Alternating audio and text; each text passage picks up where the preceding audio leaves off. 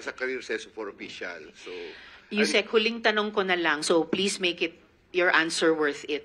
Sino pong nagrekomenda sa inyo nung August 2016 at sino naman nag-back sa inyo nung 2019 nung kayo'y naging Yusek naman?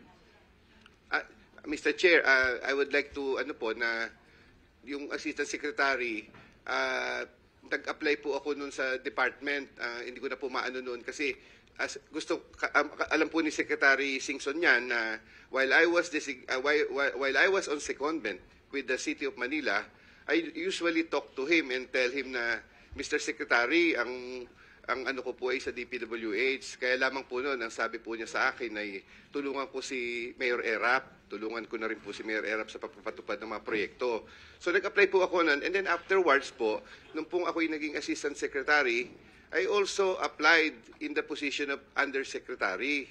And it was not 2019 po, Mr. Chair. It was, I think, 2018 na po nung ako po ay naging Okay, Yusek. Pero wag nyo namang iwan itong huling mga segundo ko sa second round na to na hindi po nasasagot yung tanong ko.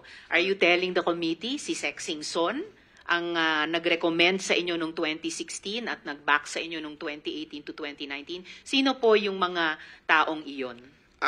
Hindi ko po sinasabi, Mr. Chair, na si Secretary Singson kasi hindi na po siya secretary nung... Opo, so sino nga po? Si Mark Villar po was the incoming, Secretary Mark Villar was the incoming secretary during the time. 2016 or 2019? 2016 po. 2016. Sige, And then thank you po, 2019 Senator Ontiveros, your time is up.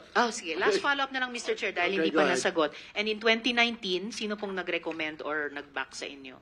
Si Secretary Mark Villar po, So, Mr. both Chair. 2016 and 2019.